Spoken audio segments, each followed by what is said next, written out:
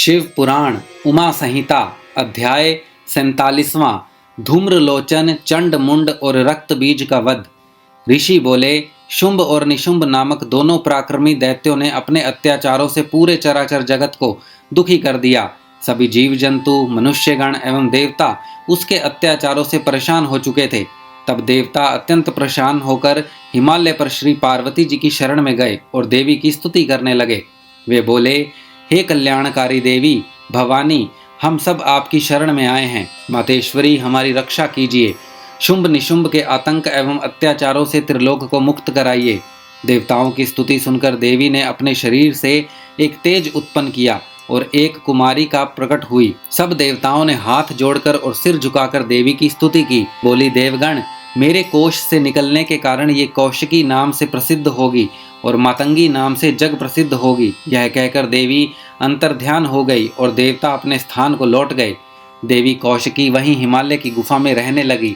एक दिन शुंभ निशुंभ के सेवकों ने उन्हें देख लिया। तब उन्होंने जाकर शुंभ निशुंभ को उनके रूप सौंदर्य की प्रशंसा की और कहा कि वह तो नारियों में रत्न है, उसे आपके महल की शोभा बढ़ानी चाहिए। तब देवी की प्रशंसा सुनकर शुंभ निशुंभ ने अपना दूत वहां भेजा। तब दूत ने जाकर देवी से कहा, मेरे स्वामी शुंभ निशुंभ आपके रूप की प्रशंसा सुनकर आपसे विवाह करना चाहते हैं। उन्होंने विवाह का प्रस्ताव लेकर ही मुझे यहाँ भेजा है। दूत की बात सुनकर देवी बोली, दूत, जाकर तुम अपने स्वामियों से कहो कि मैंने यह प्रतिज्ञा कर रखी है कि जो भी मुझे युद्ध में परास्त कर देगा मैं उसी से विवाह करूंगी। अपने स्वामियों से कहो आकर मुझसे युद्ध करें और मुझे हराकर मुझे अपने साथ ले जाएं।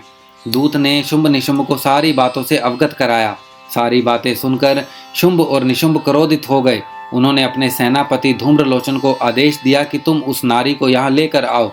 यदि वह प्यार से ना आए तो जबरदस्ती उसे उठा लाना। अपने स्वामी की आज्ञा पाकर धूम्रलोचन हिमालय पर्वत पर देवी को लेने पहुंचा। जब देवी कौशिकी ने चलने से मना किया तो वह देवी पर शस्त्र लेकर झपटा। देवी ने उसे भस्म कर दिया और सिंह ने दैत्य सेना को तितर बितर कर दिया। जब शुंभ निशुंभ को धूम्रलोचन के मारे जाने का समाचार मिला तो वे गुस्से से भर गए। उन्होंने चंड मुंड और रक्त बीज को देवी को लाने वहां भेजा और आदेश दिया कि यदि वह ना आए तो उसका वध कर देना। वे दैत्य देवी के पास गए और बोले, सुंदरी, तुम प्रेम पूर्वक शुंभ निशुंभ में से किसी को भी अपना पति बना लो और खुशी से राज्य करो। यह सुनकर देवी बोली, हे दैत्यों, मैं तो सूक्ष्म प्रकृति हूँ। ब्रह्मा, विष्णु सहित सभी देवता मेरी आराधना और स्तुति करते हैं। यदि तुम में शक्ति है तो मुझे युद्ध में हराकर जहाँ चाहो ले जा सकते हो। देवी, यदि आप ऐसा ही चाहती हैं तो ठीक है। यह कहकर दैत्यों ने देवी पर बाणों की वर्षा करनी शुरू कर दी। तब क्रोधित देवी ने अपने खड्ग से चंड मुंड और रक्त बीज का वध कर दिया।